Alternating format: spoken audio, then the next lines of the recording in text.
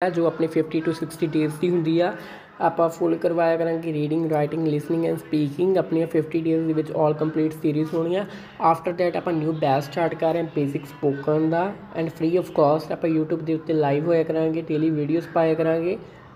तो अज आप टॉपिक करांगे पॉजिटिव और नैगेटिव डिवेलपमेंट रिलेटेड। सब तो पहले आप कुछ वोकैबलरी वर्ड्स कर लेने जो थोड़े बूस्ट कर सकते थोड़े बैंड स्कोर्स राइटिंग टास्क 2 के। फर्स्ट नियम हैगा पीपल ਨੂੰ कई लोग पीपल ही लिख देंगे बट कई लोग ऐ लिखते हैं पीपल ना कोई सिंगुलर वर्ड है तो ना ही कोई प्लूरल। सिंगल एंड प्लूरल के वर्ड्स के नाल तुसीं लिख सकते हो कि पीपल इकल्ला पीपल होगा कोई एस नहीं है ई एस नहीं होती। लिख सकते हो मल्टीट्यूड लिख सकते हो इंडिविजुअल्स लिख सकते होंगे। सैकेंड वर्ड हैगा स्ट्रैंथ आप कैपेबिलिटी कहते हैं ability and power. Third word हैगा important vital imperative crucial essentially necessary and significantly। कई स्टूडेंट्स को ऐ नहीं पता होंगे भी सिग्निफिकेंट का मीनिंग की होंगे। सिग्निफिकेंट वैसे ही लगा देंगे एंड जो आप लगा देंगे राइटिंग टास्क 2 के इंट्रो की लास्ट लाइन के सिग्निफिकेंटली बट उत्थे अपने गलत हो जाते हैं कि सिग्निफिकेंट का मतलब ये है इंपॉर्टेंट। फोर्थ वर्ड है वैरी होंगे utmost. Fifth word is support outdoor games help aid assistant next view aspect view points जिसे तुम कहना my view points on my own view points आर तुम लिख सकते हो माई ओन एस्पैक्ट्स आर लिख सकते हो। गैट गेन ऑप्टेन और गेन लिख दिया करो या ऑप्टेन लिख दिया करो। For instance for examples to citizen and example तुम कोई भी एग्जाम्पल दे सकते हो फॉर एग्जाम्पल ना दे सकते हो तुम हरेक बारी रैपीटेशन ना करा करो भी एक ही एग्जाम्पल ना आप सारे कवर करा देने। 10th वर्ड हैगा रीजनस मीन होंगे फैक्टर्स। 12th वर्ड हैगा बिकॉज लिख सकते हो एज सिंस लिख सकते हो। 13th वर्ड हैगा लेजी लेथनीटिक। नैक्सट वर्ड हैगा मैनी लिखते न्यूमरस वैरी प्लेंटी ऑफ मायरेड कई लोग स्टूडेंट लिखते नहीं गए बट तुम लिखा करो। तो डिपेंड किसी चीज़ से डिपेंड करना रियली लिख सकते हो। निगलैक्ट तो इसलिए कहते इग्नोर किसी ने इग्नोर करना। इंट्रो जर्नल लाइन ऑप्शनल आ तो रीफ्रेज करनी तो थीसिस लाइन लिखनी आप इंट्रोडक्शन के। हुण आप कुछ वोकैबलरी वर्ड्स लिख सकते हैं जिमें आप राइटिंग टास्क 2 के स्टार्टिंग करनी होंगी है कि न्यू वर्ड्स के नाल जिमें आप ऐड करने होंगे आ। फस्ट लिखते सिक्वेंसली फस्ट फॉरमोस्ट लिख सकते हो। Secondly next then after to begin with first of all addition के नाल तुसीं लगा सकते होगे and also furthermore what is moreover additionally to further strength this view another point factors. Contrast ना तुम लिख दें इन कंपैरिजन के लिए ही कंट्रास्ट में वरत्या जाता गा। तुम लिख सकते हो ऑन द अदर हैंड जे आप किसी भी दो ओपीनियन देने होने आ जे आप कंट्रास्ट वाली कंपैरिजन करके तुम लिख सकते on the one hand and on the other hand. In contrast on the contrary admittedly लिख सकते हो have although having said that and that said. Comparison के लिए तुम लिख सकते हो आलसो इक्वली सिमिलरली लाइकवाइज मतलब होंगे same. Compared with adding example किसी एग्जाम्पल ऐड करना for example for instance to illustrate to cite and examples to exemplify. Result so therefore as a result thus because constantly owing to this. Highlighting में किसी चीज़ को highlight करना हो in particular especially mainly particularly above all जिमें आप कहते होंगे there are many numerous problems but the first and most problem की जगह तो लिख सकते होंगे हाईलाइट वर्ड्स लिख सकते इन पर्टिकुलर प्रॉब्लम्स दस सकते हैं। रेस्टिंग जिदे बिना सरदा नहीं किसी चीज़ ना वो resting in other words put more simply rather in simple terms.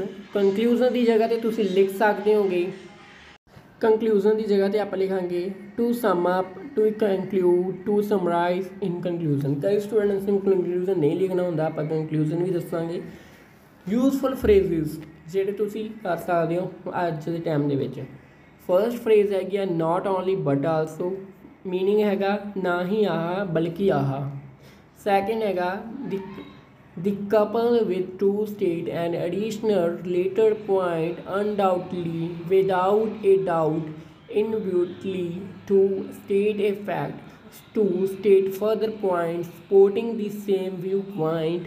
Moreover, furthermore, what's more, in addition, additionally to further strengthen my viewpoint and another point facts next to state opposite viewpoints in contrast. By contrast, on the other hand, however, having a said that said,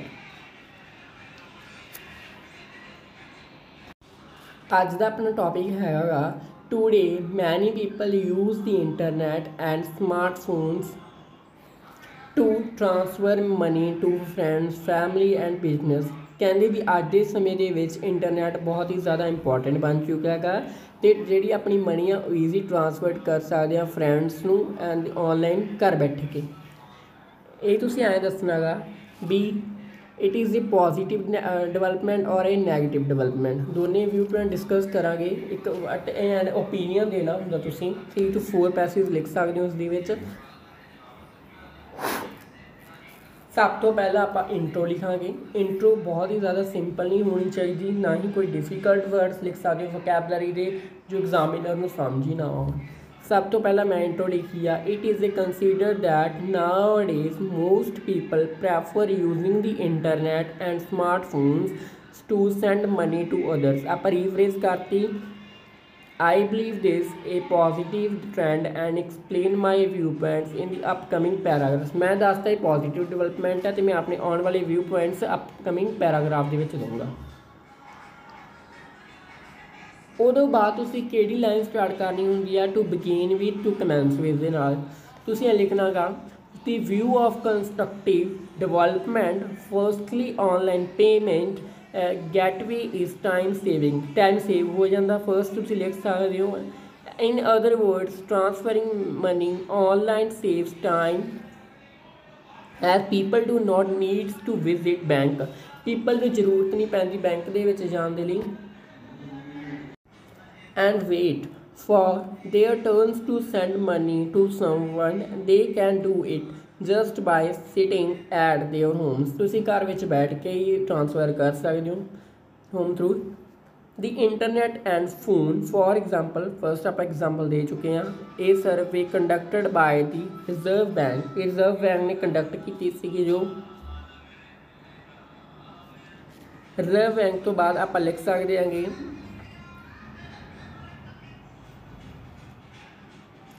of India in 2020 revealed that the number of visitors to banks had decreased by 20% compared to previous year। 20% लोग decrease हो गए bank के विच जाने लई। अगे लिखदे आपां had decreased by 20% because of phones and the internet। क्योंकि वो इंटरनेट की शुरुआत चल पई आ अज दे दौर दे विच। उस तो बाद मैं लिखा गा एज ए रिजल्ट एंड तुसीं कोई भी रिजल्ट दे सकते हो जिवें मैं तुहानूं दस्सिया कि हैंस ना कॉन्सीक्वेंटली ना कोई भी रिजल्ट नूं ला सकते होगे ऐड कर सकते होगे। Peoples will be able to utilise the time. Peoples utilise करते अपना टाइम समवेयर्स एल्स करके which they will save by using online transfer rather than visiting bank. तो जी ऑनलाइन ट्रांसफर आ वो विजिटिंग घर में बैठ के होया करूँगी फ्यूचर के कहते जो भी आप पे वगैरह करनी होगी बैंक वगैरह नूं करके। सैकेंडली दे देख सकते हो बहुत ही वधिया व्यू बन दिता हुआ। Online payments are this most secure compare to cash transformation. Online जी पेमेंट है वो सिक्योर है क्योंकि उस अपनी फुल डिटेल्स रह जांदियां ने। सैकेंड ऑफ ऑल अपने को प्रूफ बन जाता आप स्क्रीन शॉट वगैरह कर सकते हो। बट जी कैश की प्रॉब्लम आप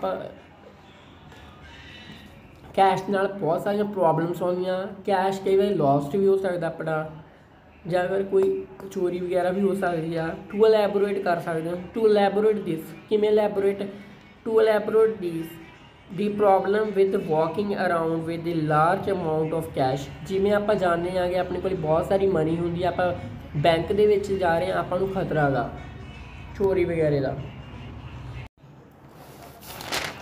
ਨੈਕਸਟ ਲਿਖ ਦਾਂਗੇ ਆਪਾਂ that it can be stolen ਔਰ ਲੋਸਟ ਹੋ ਜਾਂਦੀ ਹੈ, ਮੈਂ ਤੁਹਾਨੂੰ ਪਹਿਲੇ ਦੱਸਿਆ ਸੀ ਗੁੰਮ ਜਾਂਦੀ ਆ।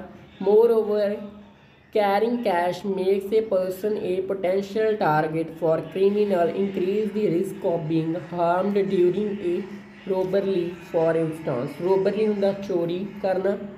instance a headline in the famous newspaper ਦੇ ਵਿੱਚ ਛਪੀਆਂ ਹੁੰਦੀਆਂ ਨੇ ਜੋ the USA today showed that due to digital payment